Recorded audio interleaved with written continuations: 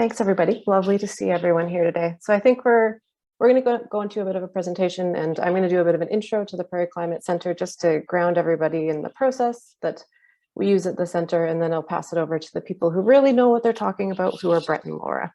I'm just here to talk about us. But so a bit of a run through, and I think the idea of giving a run through of the center itself is to give an idea behind the processes we use to develop some of the information we have. And we'll talk a bit about some of the upcoming launches that we have, and maybe loosely touch on a potential event that we'll be doing with BCAFN after the Christmas into the New Year too. So today we're kind of focusing on the intersection between Indigenous knowledges and climate change. So two-eyed seeing is something that we've been working a lot on here at the Prairie Climate Center. But first, I think, oh, Brett, you have to change the screen. Sorry, I was trying to change it myself. There you go. But first, I'll do a bit of a land acknowledgement. So we are located at the University of Winnipeg.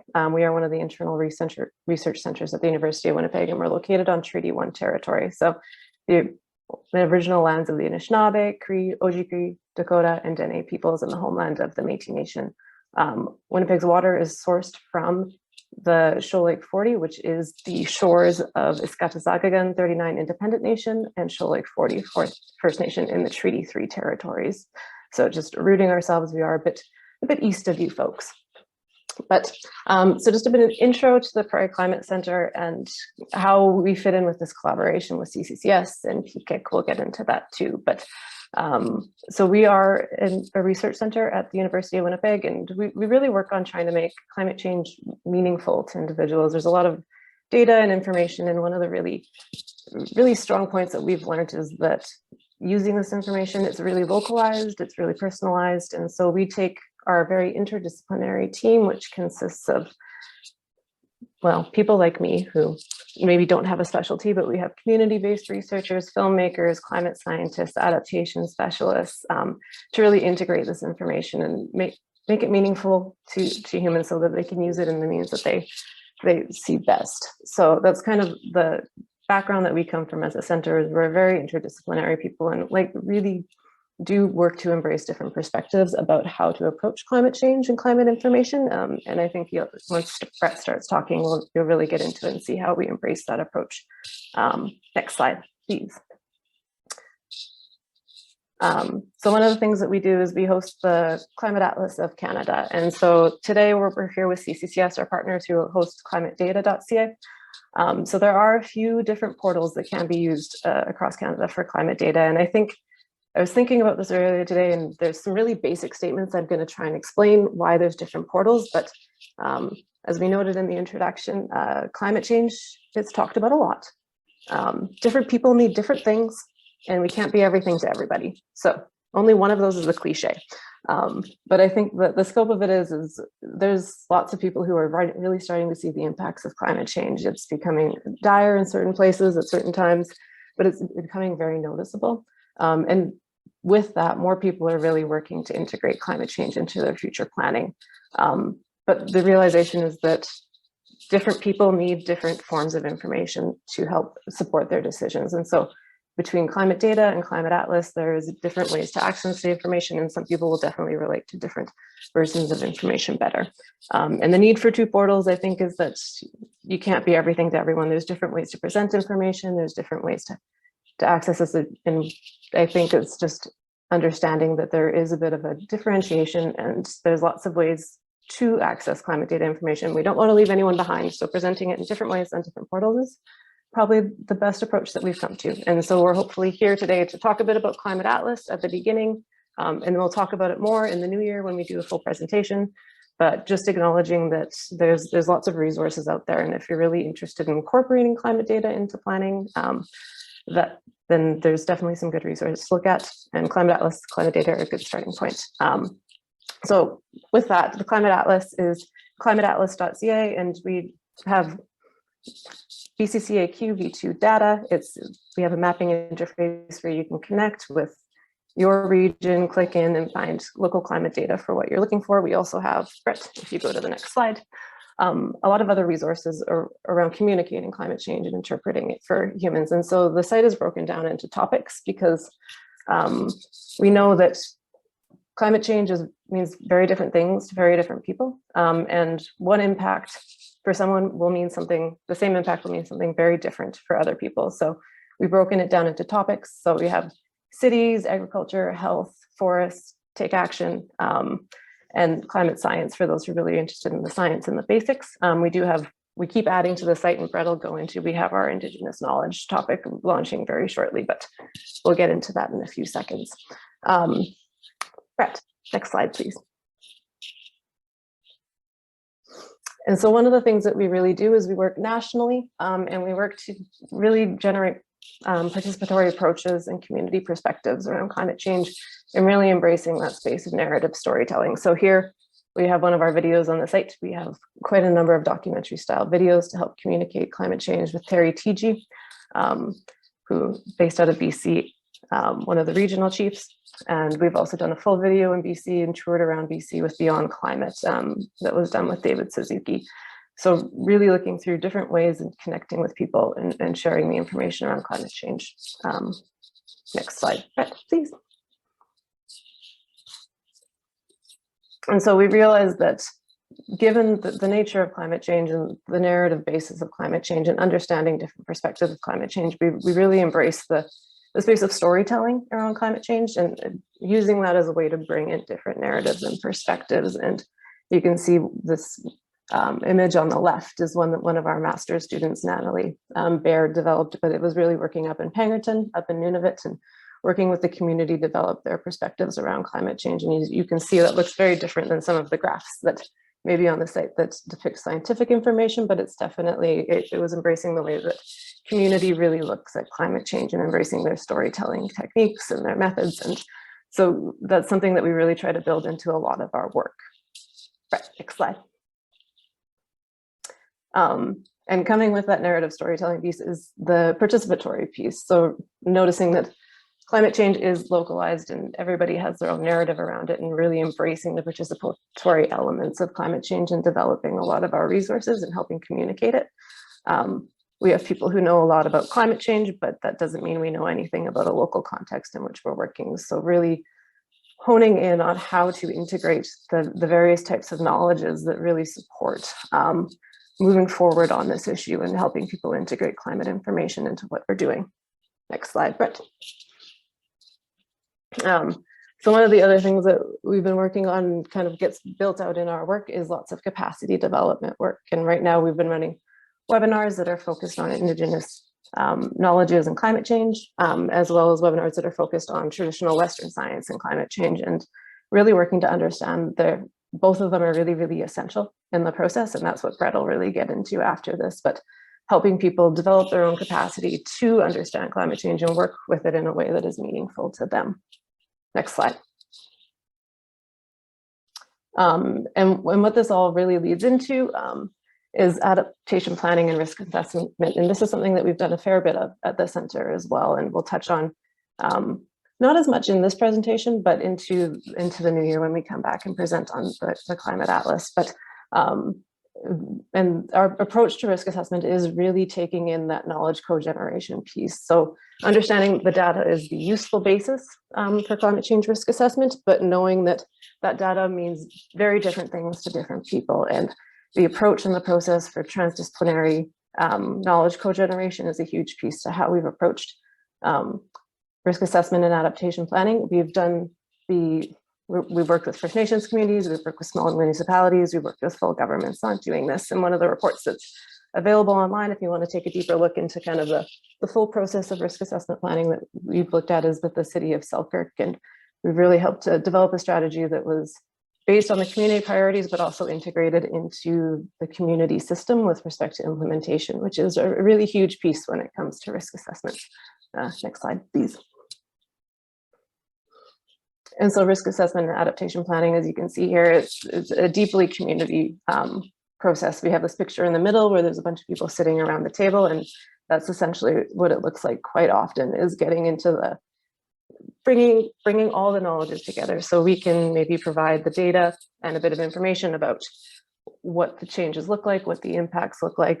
But when it comes to what that actually means for a community, for an organization, for a group, it's really a deeply participatory process in engaging with that. And so that's something that we work with quite deeply. And it's, yeah, it really brings into the values that we have as an organization with respect to how climate data and information can be used to support communities. Next slide, please. And that brings us to Brett. Yay. Semgiget sigidam hanak kantlubulsuk ansepsibint lu amskode when giasum amal hiluchtun hoisidnisum mubaksum. Thank you everyone for being here. I am Hetumsget, also known by my government name as Brett Huson. I'm Gitchsan from Lachsentil, which is located on Gitchsan Lachip in what the people settlers call British Columbia. I'm an author of a series for young people called Mothers of Huson. So one of the things that I kind of wanted to highlight before we continue on is the relationship that we develop with our partners, and in particular with AFN. There was a resolution developed around our partnership and how, you know, we're going to be there to support and guide and take guidance from the knowledge keepers and have a reciprocal relationship with AFN to be able to continue on in developing the climate lens with our partners, and also doing a learning exchange with them. We started out, we've worked with AFN for quite some time. We were up in the first, I think it was the first national climate gathering in the Yukon, and in Whitehorse. It was a phenomenal gathering, so many people there, so many knowledge keepers, and it was great to see people bringing that knowledge forward. And we were able to create a film in and around the gathering, in particular focusing on the perspectives from the elders to the matriarchs, the youth, and the academics, and it was just an amazing gathering to be at. And it's something that we always try to keep within our relationships going forward, is understanding that it works both ways. We're not here to tell people anything, we're here to learn, but also to share what we know. So as Christy was mentioning, we do have, as part of the Climate Atlas, an Indigenous Climate Atlas that we're launching in January. And this Climate Atlas is focused on presenting stories, presenting observations and impacts of climate change on Indigenous communities, and what Indigenous communities are doing across the country as their plan for adaptation, or things that they're doing to mitigate climate change. The Indigenous Knowledge topic will be listed under the topic section on the Climate Atlas. You can actually go onto the map right now to be able to look at the map layers with the First Nations communities. But we're doing an official full launch with all the content in the new year. And the topic itself is going to be broken down into the three segments that distinguish the political organizations, the political groupings across the country: the First Nation, the Inuit, and the Métis. And it helps us organize better the content and the stories. And we're just using something that is readily available to us right now. Because we know maps are inherently colonial. They're not a part of our histories. However, this is just a way for us to organize these important stories and narratives, but also gives people a place to have very distinct dialogue. And here are the map layers, like I was saying before. You can click on, this will be covered more once we do the second workshop. We'll be doing a workshop with everyone here, getting into the details of how to utilize this, but you can actually check out the content right now. And here you'll be able to click on any communities. The further you zoom in, the more communities show up, and you'll be able to find your own community, find the data and information that's on there. And on the Atlas as well, currently and in the future, we'll be adding more, are documentary films that were created by the team at PCC. And it's a phenomenal glimpse into the stories across the country from all walks of life. And in particular, we have a lot of Indigenous stories, people that are doing the work now. And there is a lot of work that is happening already across the country. As we know, Indigenous people have been fighting this fight since contact, but now we're able to find place and be able to tell the story and articulate it better to everyone that's out there that's non-Indigenous. So one of the methods that we focus our work around is two-eyed seeing. And two-eyed seeing is something that it's not unique to one person. It's something that's integrated in all Indigenous education methods, or I guess you'd call the pedagogy of the land. However, Elder Albert Marshall and his wife, Merdina, she's a professor of Mi'kmaq Studies in Cape Breton University.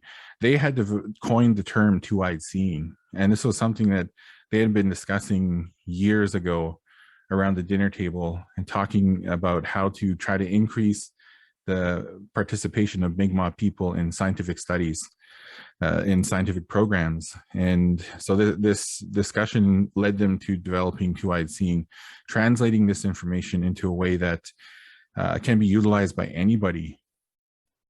And Albert Marshall defines two-eyed seeing as learning to see from one eye with the strengths of Indigenous knowledges and ways of knowing, and from the other eye with the strengths of mainstream knowledges and ways of knowing, and to use both these eyes together for the benefit of all. So they've explained two-eyed seeing many times across Canada, and they've witnessed this immediate resonance. In particular, elders and other Aboriginal nations or Indigenous nations with two-eyed seeing by name, it's gaining traction. There are important lessons that come with the paper that they published. This method of co-learning has really become important, and it's become a staple with a lot of research. And as you can see, it's being used all across the world. There's two-eyed seeing supports wildlife health in Science magazine. Coming out is part of Life Cycle, a qualitative study of two-eyed seeing into understanding of two spirits coming out the process. So this method is being used in publications all across the world. This is a picture of Elder Albert Marshall. We had the honor of having him present our first module, part of our MCRT training programs that Christy had mentioned. Our second module is coming up next week, but he was in discussion with us around two-eyed seeing, and you can access that on the mcrtproject.ca website. Maybe Christy, you can put that in the chat. You can be able to access the first program that we put together, and it's phenomenal to be able to listen to him speak.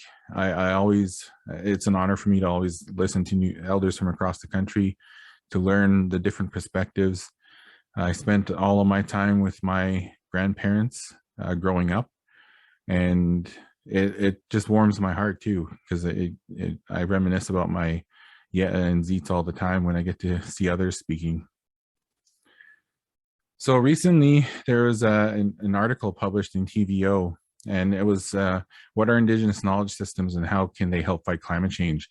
And it was a great article that kind of brought together knowledge keepers from across the nation, but they also wanted to get some reflection from Dr. Ian Morrow, who's one of the directors at the Prairie Climate Center.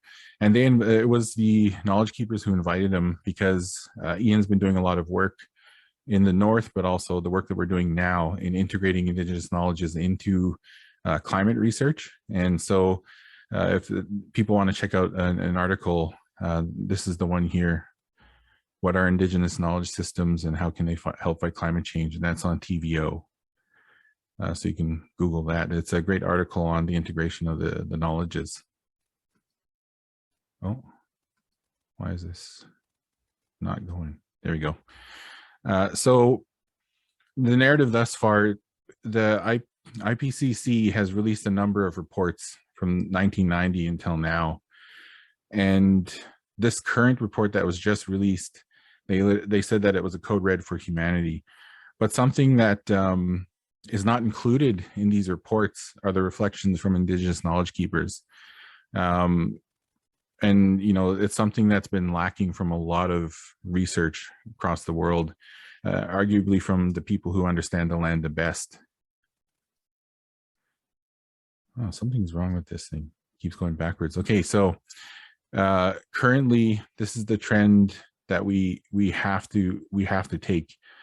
We want to be able to make some changes now. There's the possibility of slowing down the emissions so that we aren't going past that 1.5 degree or 2 degree mark that it's the mark that they kind of hold as a standard.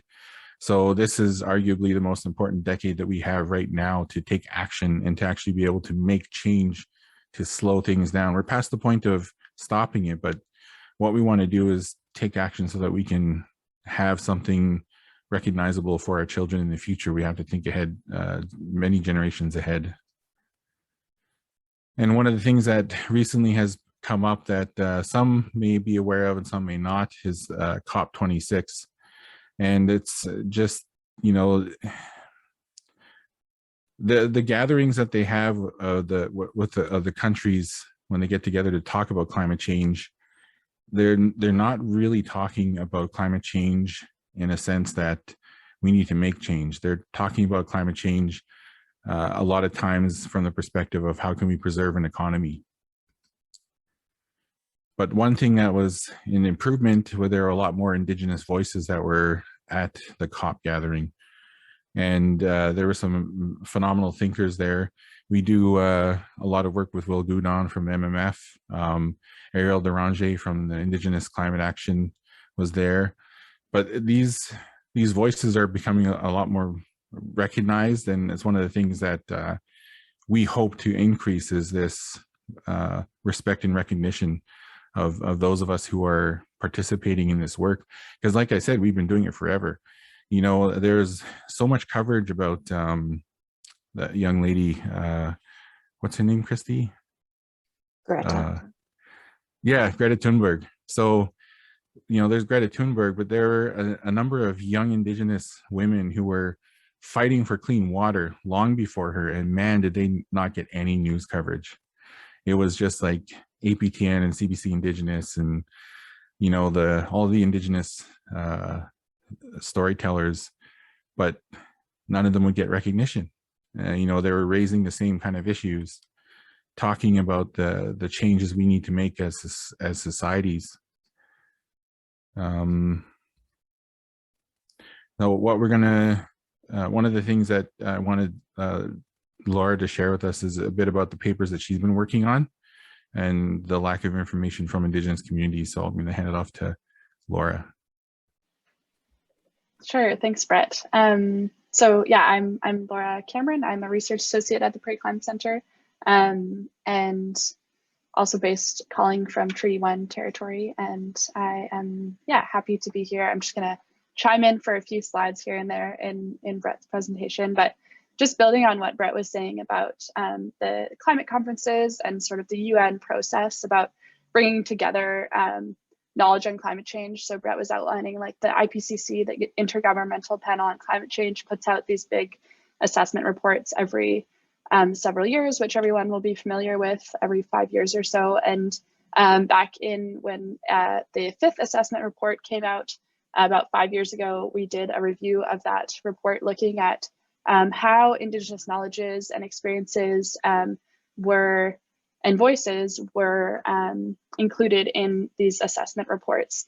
And what we find is that throughout time, there's been sort of an increase in Indigenous perspectives and knowledges, or sort of like mentions, at least in these assessment reports, but they really sort of stay at that surface level. There's not a lot of sort of deep engagement with Indigenous knowledges or critical engagement with these histories in these assessment reports. And it's really important because these reports, they're like one of the #1 thing that policymakers around the world look to when they're thinking about making climate policy. And so if Indigenous knowledges and perspectives are missing from these big global reports, it has a huge sort of ripple effect and big impacts. And so yeah, this is just a quote from the paper sort of underscoring that if we take Indigenous knowledges or Indigenous peoples in a list along with, you know, women and elderly people and young people and marginalized people of all different groups, if we just sort of are grouping all of these people together in these reports, which is often what we found, then we're sort of taking that, we're not digging into the social and political and historical contexts that have resulted in Indigenous peoples being disproportionately impacted by climate change. And so we're stopping at that they're disproportionately impacted, and we're not really interrogating why that is in the literature. And so in the last 5 years, we have seen, I think, increasing move towards getting to those underlying causes, but we're really just kind of, we're lagging behind, I would say, on that front.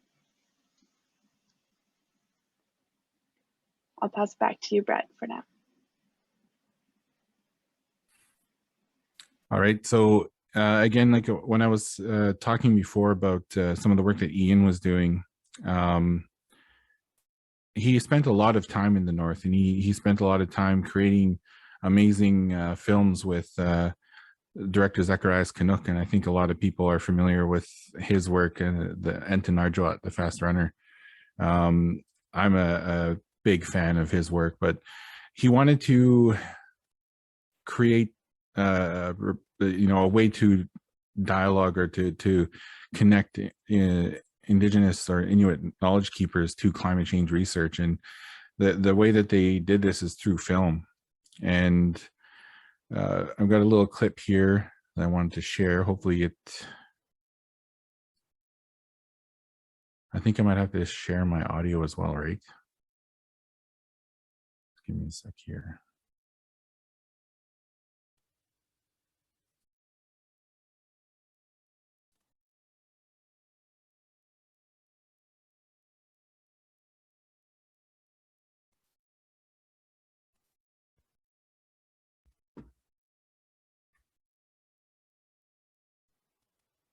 Okay, can everyone still see the screen?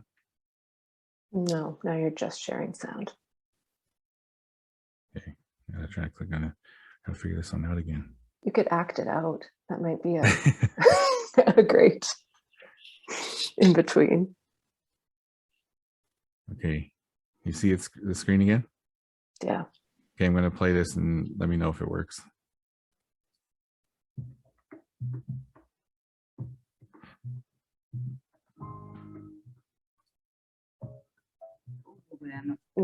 It's quiet.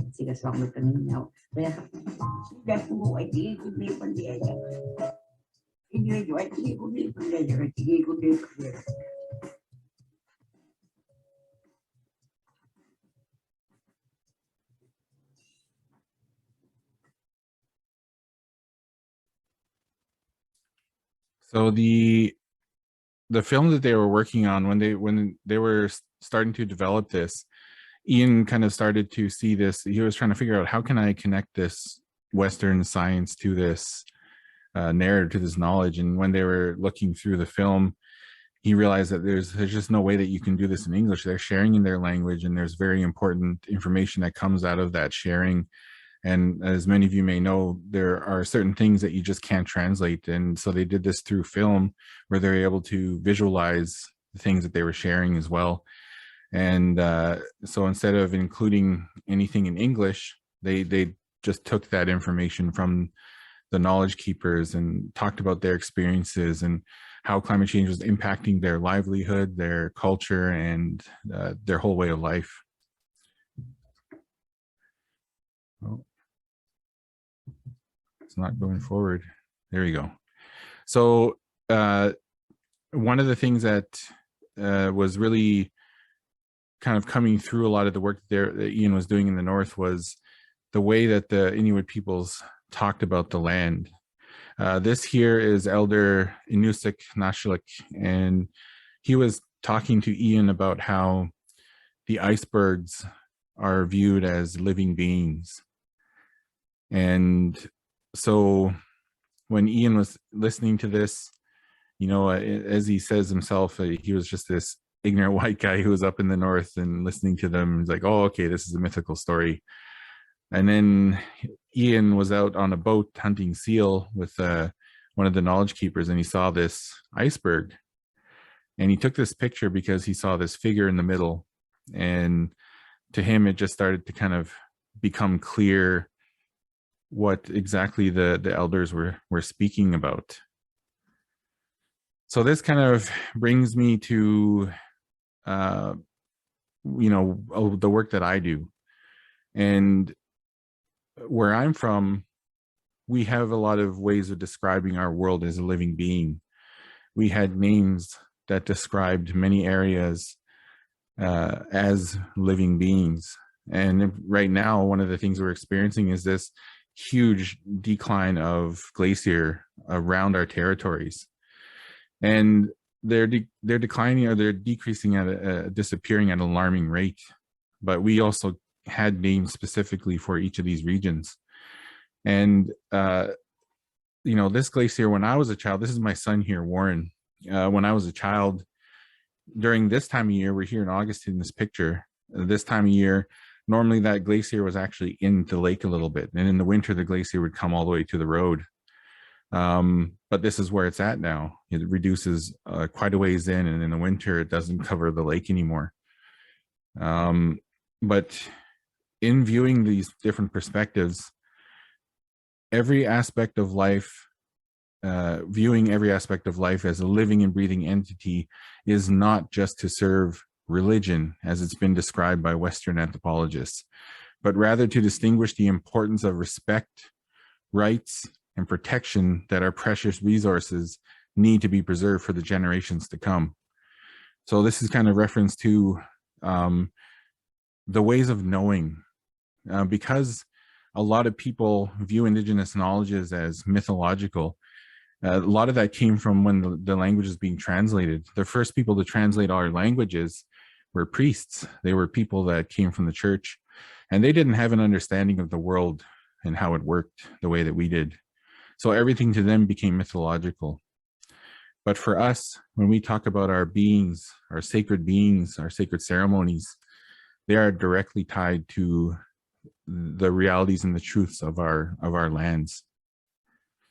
So the work that I do out in and outside of PCC, in particular with the books that I write, I'm starting off with a series of books for young people, and the series of books, they help connect people to the land itself. They help show the interconnectedness of everything, and at the same time, they learn a little bit about our culture. But in particular, I try to visually express to them how we look at the world as living. Here, I created a design for our sun, and the sun setting, that the sun looks like a living being. This is the formline art that we use. It's how we perceived our world. It was our interpretation of the building blocks of life. And if we look at the colors, we knew how to make more than black and red, but the reasons that we use black and red more often are the spiritual connections we have to the land itself. When we would see the world burn in the natural fire and in controlled fires that we did, everything turned black. So for us, we believe that everything must be built from this blackness.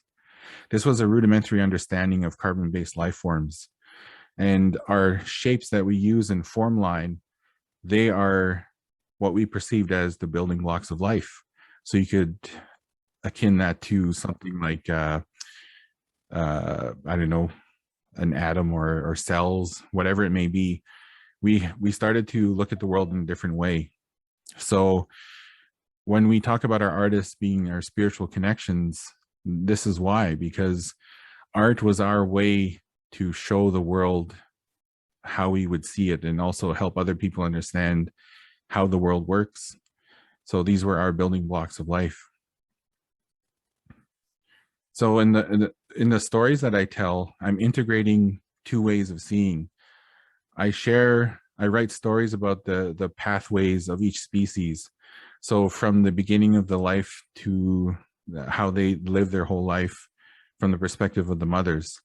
So here, Nochligin, it's the grizzly mother. And this is talking about the life cycle that a mother has looking after her cubs, how those life cycles intertwine with the Gitsan life cycle.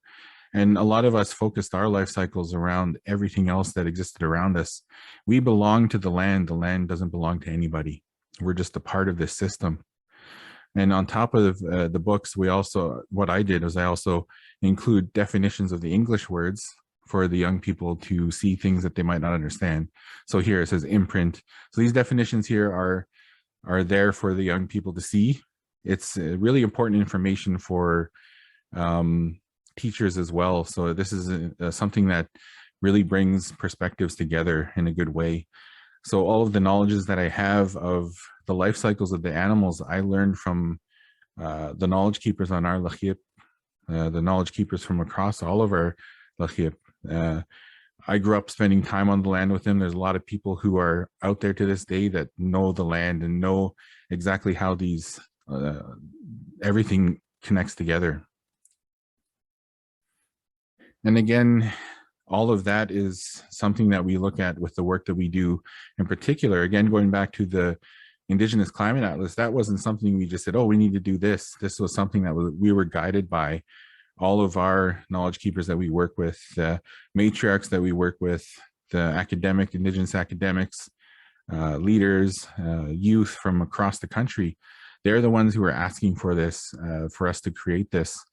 And one of the things that we do is we follow OCAP principles, but the simple, easy explanation for everything is that nothing belongs to us. The knowledges belong to the people. And everything that we put on the website, it's always done with approval, every step of the way. So when we're creating films, those films are looked at by the people who are from the communities that are participating. And, you know, all of this going back and forth, you know, sometimes might take a little while, but it's really important, because the most important thing about creating these relationships is they have to be meaningful and reciprocal. And that's the best way to integrate two ways of knowing together. And I'm going to pass it back to Laura to be able to speak about some of the papers that they have just recently published. Sure, yeah, thanks, Brett. So in addition to, I think sort of a main priority of our work at the Prairie Climate Center is creating the materials on the Climate Atlas that hopefully can be useful to a wide range of people. And we're also interested in sort of contributing and feeding some of that information back into the academic literature, because like I was saying before, there's really just this gap in the literature, even though there's lots going on out in the world in terms of Indigenous communities adapting to climate change and leading solutions, and obviously having this wealth of knowledge that it's not always reflected, and it's not well reflected in the academic research and literature. And so we've sort of co-published with some of our collaborators in the last couple of years some papers documenting Indigenous perspectives on climate change. This is one of the papers that came out of our work in the prairies, and it summarizes or it explores 10 communities' different knowledges, perspectives, and initiatives on climate change across the prairies. And the prairies is a particular sort of gap in the literature, and so we focused in this area. And in this process, we made 10 short videos collaboratively with communities, most of which are on the Climate Atlas, and they're also included. The links are also included in this paper. And if anyone is interested and unable to access, we can definitely send copies of these papers as well. If you want to go to the next one, Brett.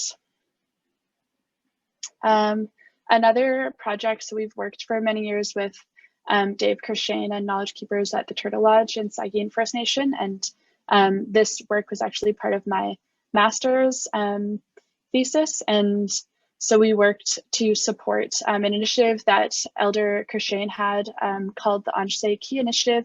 And they brought together knowledge keepers and Western leaders to talk about climate change in this big summit back in 2017. And so we, from that summit, we were able to help to document and sort of synthesize and share back some of the knowledges that were shared in that summit in this paper. If you go to the next slide.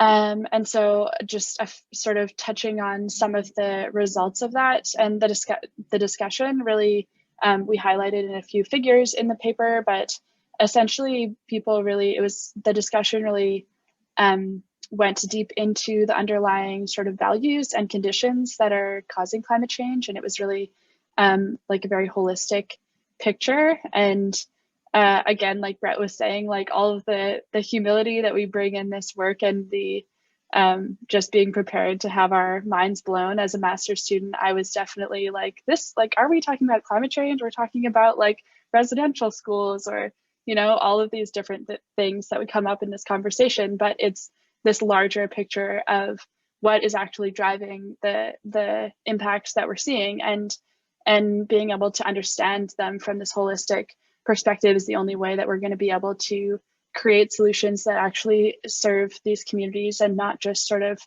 technocratic solutions that that don't challenge the underlying behaviors. If you go to the next slide, there's one more figure which shows, again, just kind of looking at the root of climate change that is caused by the same sort of problems that are perpetuated by colonialism and how that impacts our values and the way that we relate to the land today in Canada. And so I think that these aren't sort of revolutionary thoughts for Indigenous communities. These are, I think, very commonly understood, but in the literature, it's not very well documented. It's not very well interrogated. And so part of the work that we've done with our partners is to try to bring that into the academic conversation and this more holistic understanding, which I think is really gaining traction among like a wider non-Indigenous and academic audience these days, which is promising.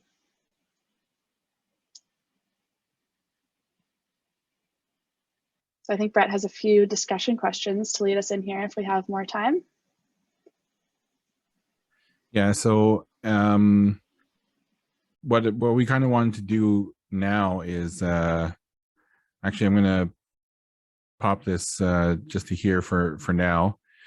I wanted to just thank everybody, Ploisitnism, for allowing us to speak and lending your ears to us and your eyes. I wanted to kind of open it up to any questions. If people had some questions, we're interested in understanding a little bit more, then, you know, we'd take some of those questions now, and then maybe we can break it down into, if we have time, break it into groups so that we can discuss some of the content and take a look at some of the information that we shared. And I'd like to hear from some of the community people out there and their experiences with Indigenous knowledges and climate change.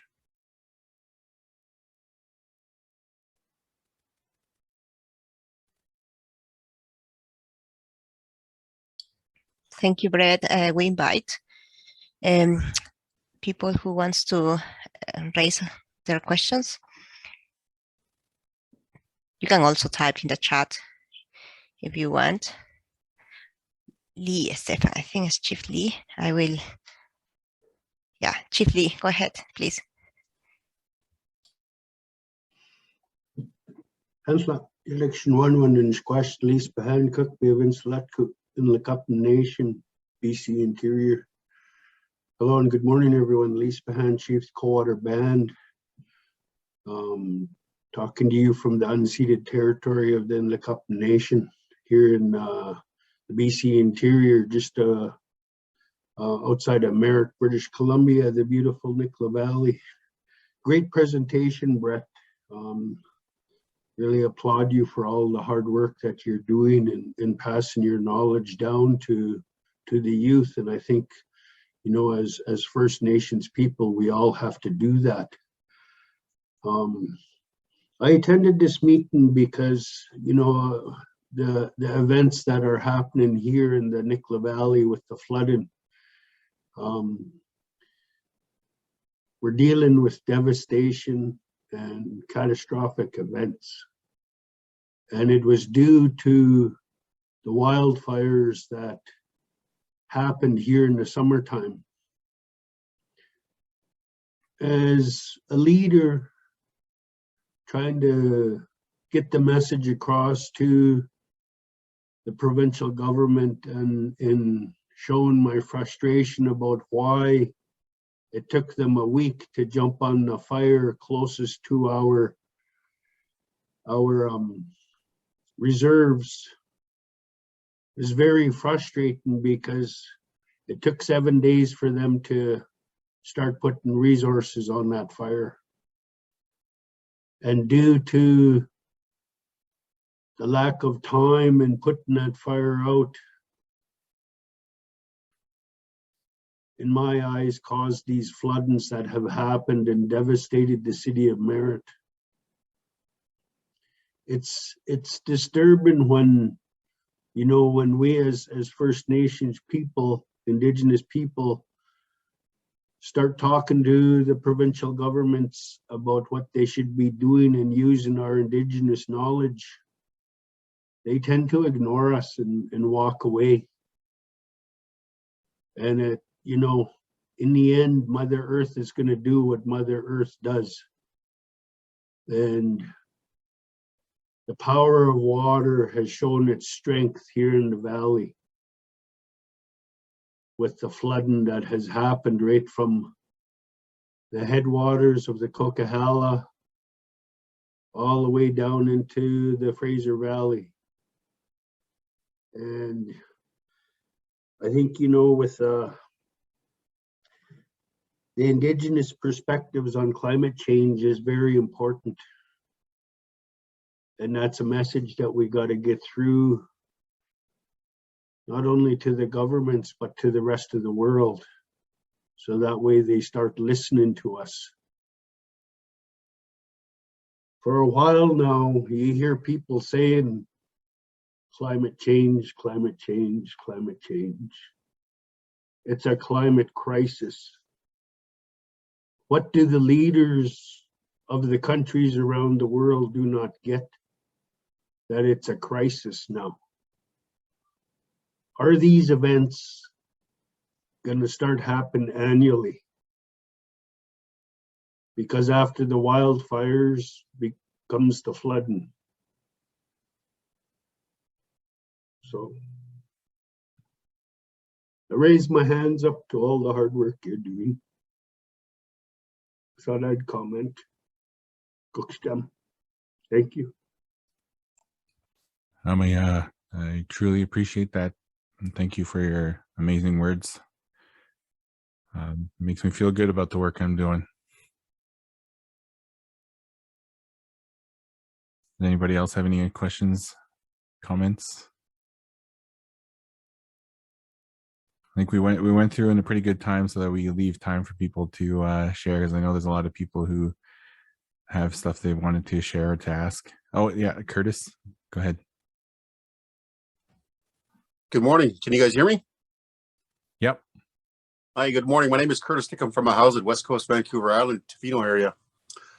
I just want to make a couple of comments, I guess, in listening to your presentation, which is really good. Thank you. And it's important that we acknowledge, you know, those people that are willing to pass along our knowledge and our history, where we come from. You know, the farther we look back, the more we can look forward, you know, as they say. And that resources were vast when I was young, very, very fast. You know, they were all over the place. There was clams, there was salmon, there was, you name it, we had all types of seafood here. We're at a time now where I tell my boys that our community fishing, you're probably going to be the last of your age group that are going to probably be doing this in our lifetime. And I say that with respect, because climate change has taken a huge impact on us with our table, as my uncle Guy calls it, telling us that when the tide is down, our table is set. We're able to access as many resources, you know, that within our area that we possibly can. Now that's starting to drastically change. Our menu has gotten smaller and smaller. Our storms on the West Coast here have gotten bigger and bigger. You know, it was at a point where 80 millimeters was considered a heavy rainfall. Now that's an average. And that, you know, we're watching news one day where it says 100 millimeters of rain in this X amount of time, 12-hour period, whatever. Now it's at 150, the next news broadcast. So it's changing rapidly. And I don't know what it's going to take for our community members to, you know, really seriously take us into consideration, where our way of traveling is not by vehicle, but by water, where we're seeing waves that are covering rocks that are 20 to 30 feet out of the water, that are breaking over these. You know, what indications are we going to be taking to make these drastic changes, you know? And I heard a comment you say earlier that, you know, raises a little bit of an issue with me, because I'm coming from a leadership area where they believe the territory is ours, lock, stock, and barrel, as I heard one of them say. And I say that because, you know, the common language that, yeah, some believe that we don't own the land. Others believe that this land is ours. You know, just going in with a common thread that we all need to be on the same page, that we all have differences, which is fine. And that as we move forward from here on in, as the chief just said there, that we're in a crisis, and that what is our next step and how we approach this. And I believe that some of this information that's going to be going out there is going to be very vital. We're seeing stories from all over the place, whether you're from the interior. I was part of the 2017 wildfires and floods as working with a First Nations Emergency Service Society here in BC. And you look at the devastation that those fires bring. And I say that because we leave some of the salmon alone that go up to the interior, that go by us here on the West Coast, go up through the big rivers, if you will. But there's a lot of connection there that, you know, I see, whether you live up in the Northwest Territories or further up north, or, you know, our American brothers and sisters, we're all feeling the impacts here. And my point is that as our tables are getting cleared, our lands and homes are getting destroyed, you know, what more of a red flag do we need? Or what climate emergency is it going to take? You know, I always think of this saying that until it happens to you, it's not an emergency. So, and my other point I want to make is that I always hear this word of time of memorial, and it makes me think of, well, since time of memorial, governments haven't been listening to us. Governments haven't been the best of partners, if you will. And so, you know, how do we sharpen that pencil and make that even a better friendship, if you will, brotherhood with the government of Canada, who sort of stake claim in our territories and our lands and claim it as theirs, and we have to fight to prove that it's ours, for crying out loud. So just some foods for thought that, you know, as our tables are getting emptied and our houses are getting swept away, you know, what is it going to really take for us to say that, like the chief said, we're in an emergency? We have to start doing something about it. And the government today is not doing their best, as he said, and I agree with him fully. So that's all I have. Thank you. I mean, yeah, no, I truly appreciate your words. Just a clarification, the Gitxsan and the Wet'suwet'en, as we all know, we fiercely protect our territories and our territorial boundaries. In the reference to when I say we don't own it, it's more of a way of looking at our own bodies. The only thing we truly own on this earth is our skin as peoples, but we protect our resources and our lachips to the end with our own laws, the Dawak. But it's more of a reference to, you know, we understand that we can't make the land do anything. You don't make the land or Mother Nature do anything. You just have to protect the resources in the way that allows you to keep on living. And that's more of what I mean by our beliefs in what we own. But it's hard to say it in English, you know, there's words for it in our languages, but English is such a poor language when it comes to trying to explain the world. So forgive me for not being able to explain that more beforehand, but I do appreciate your comments, and it's true. We, as we all will, protect our Lachip, our territories fiercely, and I know that everyone will too. Chris? Can everyone hear me? Yep, I can hear you. Elatis, tel squeet, Talitza Samath. Good morning, everyone. My traditional name's Theoquiltol. I'm elected councillor here for Sumas First Nation. You could see how the climate change has really devastated this part of British Columbia. We're located right by the South Sumas border, and the Nooksack River has overflowed and has been breached. It has come into Abbotsford several times, and it's flooded a lot of the farmland. There's a lot of farmers from this territory that lost a lot of their crops. They lost a lot of their chickens and some of their livestock. And Abbotsford's one of the biggest agricultural parts of Canada. And you never realize how many tables that this one little city inside the town actually feeds. City inside the country, they call it. But it's quite devastating because before, historically, we had a 9,000 acre lake that stretched all the way from here to Abbotsford, and over 100 years ago, they decided to drain the lake. And the devastation, when I used to hear my uncle Ray talk about it, what our people used to go through. Our people starved because of that. Our people lost their villages and were homeless because of that. And then it's reciprocal. Whatever they did to our people, it went back, and everything. All the farmers who moved on the lake beds, all the ones that profited off our people, losing a big part of our culture because that was our watershed. They profited off of that, and then it went full circle around. Our village is pretty much safe because our old people, this village that we built on Kukoyak, it was built above the water levels. So we had waterfront property, but with what happened is there was a lot of cars that were soaked up. There's mercury levels. There was a lot of feces from all the animals that they had, and that all soaked up in the water. And now that's all in the soil. And this area here, like I said, was #1 for berry population, and now all the soil's contaminated.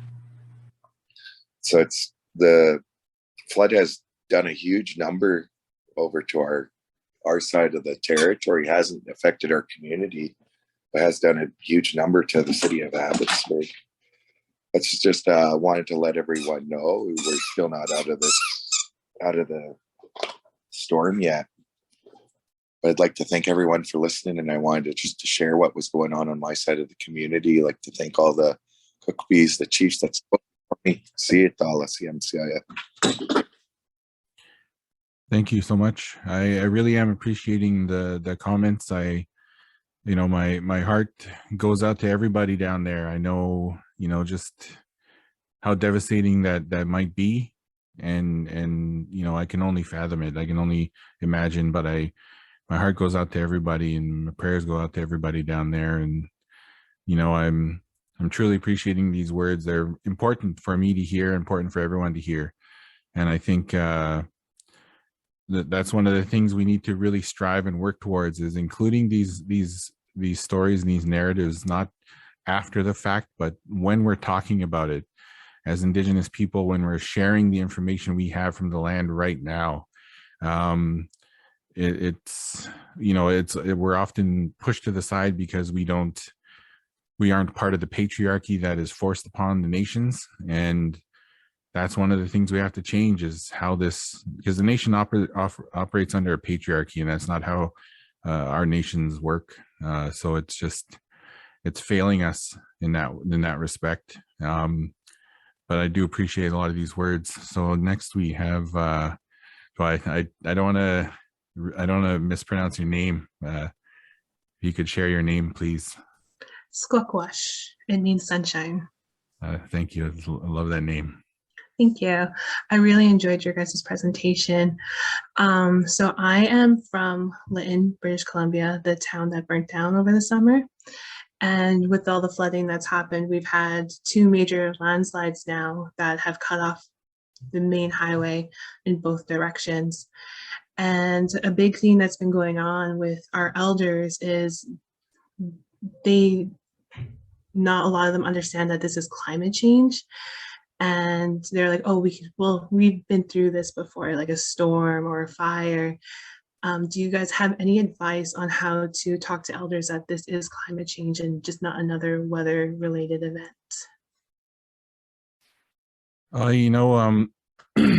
I've had a talk with some of the elders in my community back home, just kind of speaking to, with them, they speak to it as, our people have seen climate change happen before, which is true. Like the natural climate change that happens over thousands of years or hundreds of years, we've been through that. However, one of the things that I try to explain to them is how we've impacted the world right now has accelerated it beyond our ability to adapt.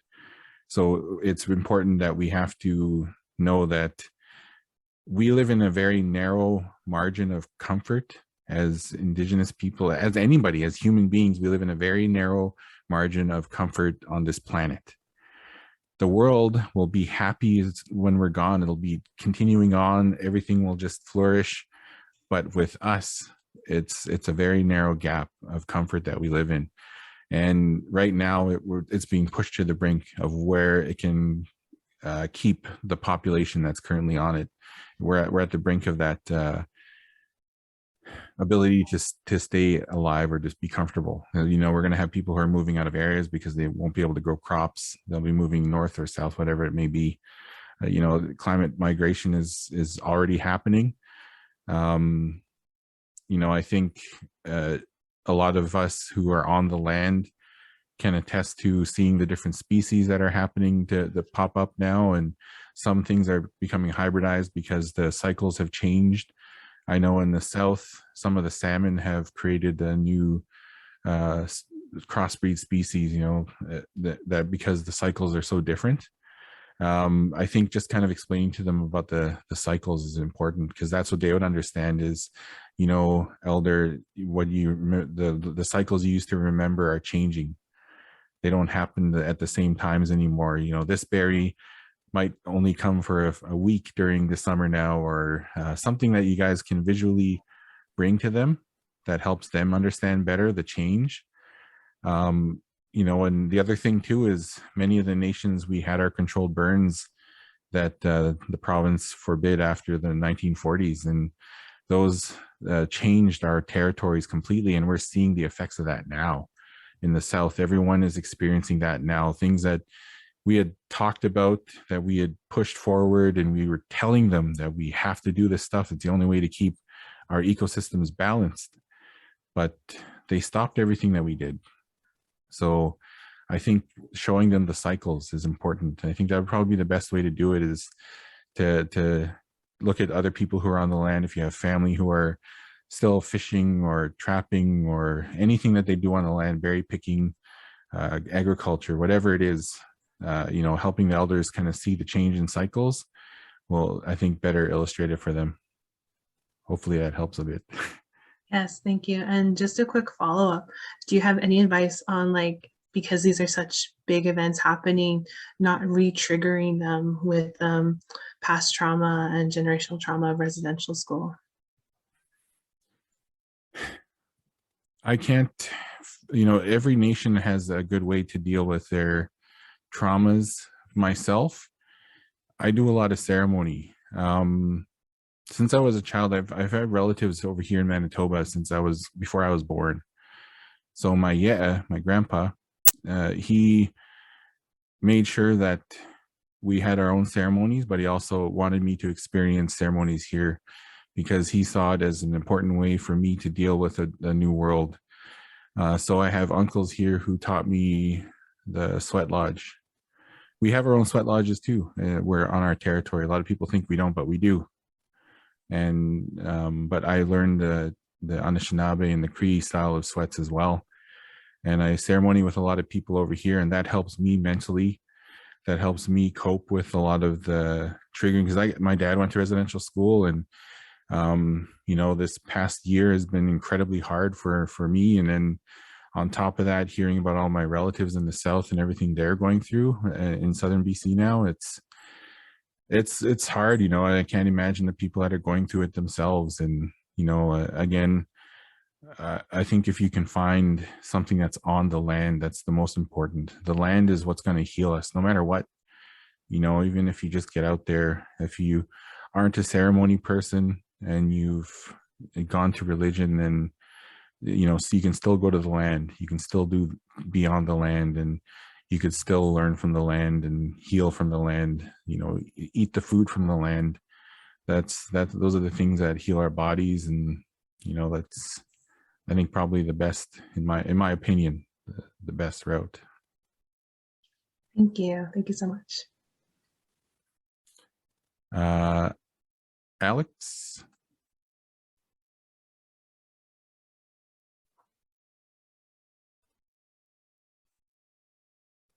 I think you're on mute, Alex.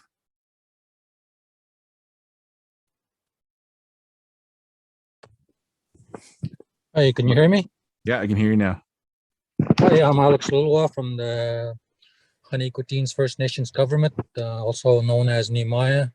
You know, I'm Chilcotin, and we're the only natives across Canada with proven title. And thanks for letting me listening on you guys' very important issue about climate change, which is, you know, like someone said under, it's more than just a climate change. It's kind of like a pandemic going on. I know we're doing with too much natural resource extraction, like let's say logging. Like I flew in so many times and I looked down below me, and you know, it's just like I can't believe how much over harvesting has been done. There's hardly any trees down there below when you're out there flying, and you know, that's ruining a lot of habitat for the fish and wildlife, and because of it, there's hardly any fish and wildlife.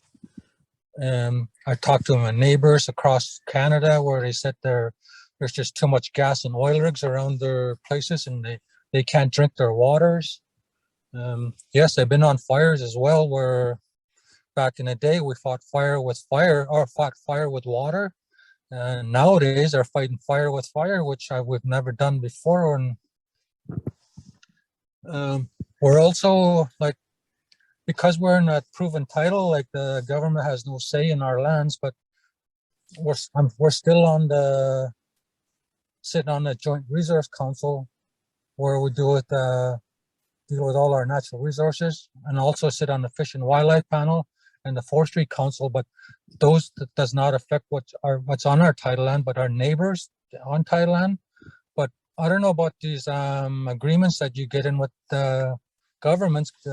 They always make the last decision and the final decision, no matter what we say and how well we put it, and how we're trying to protect the, you know, like everything, like, you know, everything has to do with climate, everything has to do with fish, wildlife, and also affects us on how we live off the land, and you know, like fires, floods, droughts, and winds freezing. That's really changing drastically. I hear everybody across there where they've all seen everything's changing, or, you know, like their lands are changing, lakes are drying up. Where you used to be lakes, there's just nothing but dry land now, and now all kinds of things are coming up, like droughts and floods all of a sudden. And I like to say, like, if all you guys out there across Canada are listening, maybe y'all get into like what we did and go for proven title. I know it's a costly fight to fight the government in court to prove that, you know, that you guys own the land, but once you own proven title, the government has no say on you guys' land. You guys got full jurisdiction and control. You know, that's a start there, you know, to start, you know, controlling it. You have full control without the government's say or input. And And yes, we had to go, we've been at this court case for like 35 years when we finally proved to them that we owned it. And we had to go join in with the Chilcotin Nation because they made us do that, even though we're the only ones that been fighting it. They made us join with our neighbor Chilcotins to say that they told us you have to join with your nation in order for this court to go ahead. But I don't know about these agreements that these governments hand you. It's always they speak with a forked tongue. They makes it sound so good when they're presenting it to you, but when you get down into start doing things, they're for some reason they got in a very, very tiny small print saying that they're the final decision makers, and you know, like it's more or less that we're just being consulted and that's it. And but anyways, the channel, yeah, and I hope everyone takes this seriously about what I'm saying about, you know, like I hope all of Canada First Nations across Canada get into proven title, take back Canada and start controlling their lands. And you know, the government has been mismanaging our lands and our wildlife. They mismanaged everything ever since they started it, and it's just slowly wiping us out and wiping out everything.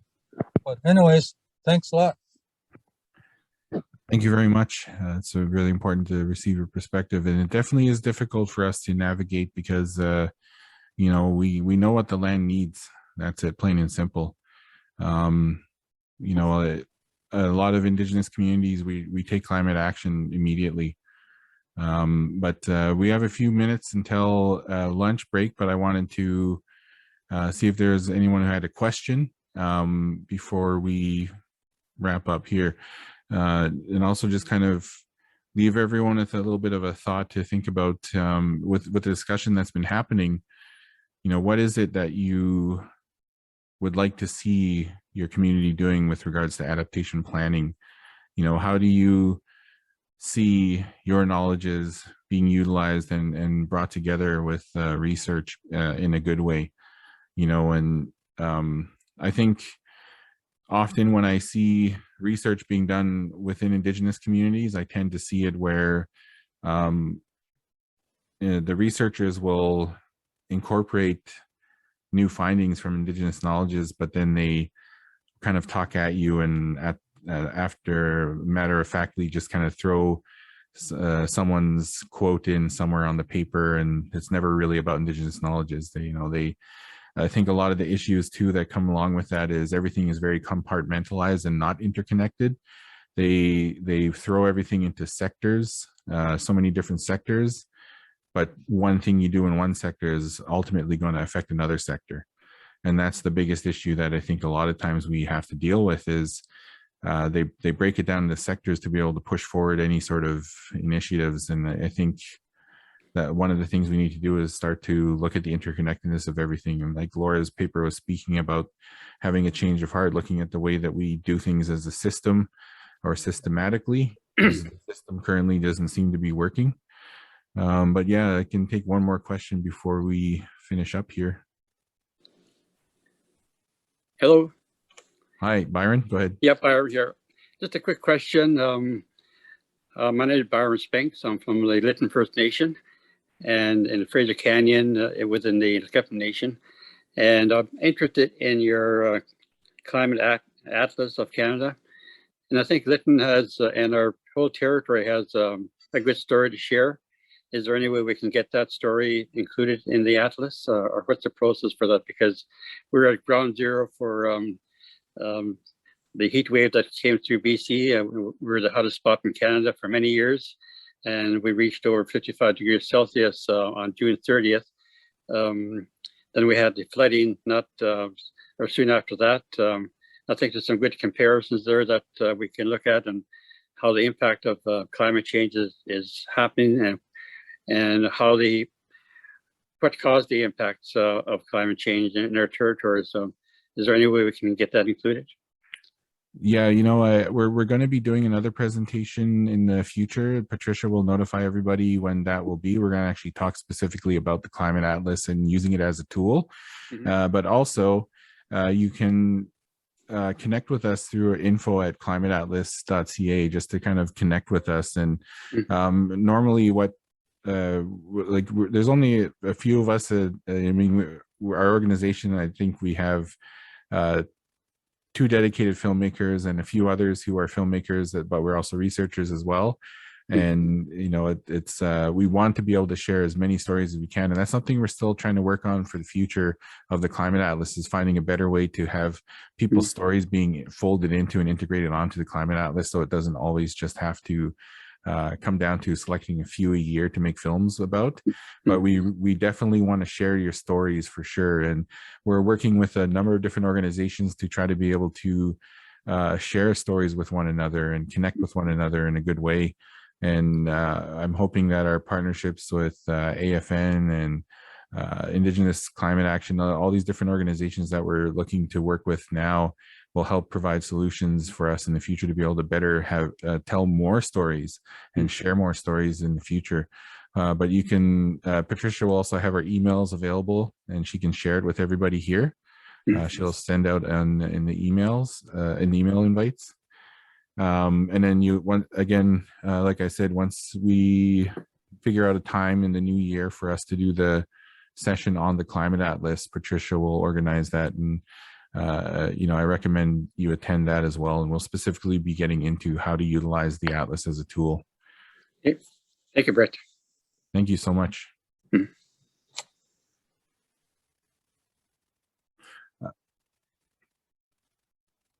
All right. Christy and Laura, is there anything else that you wanted to add in before we finish up? Just the smallest bit of housekeeping. I've received a few emails from people asking for resources. I'll follow up with as many of the things as I can that we referenced today. So thank you so much for everyone sharing, and it's been really enlightening to listen to everyone. So thank you.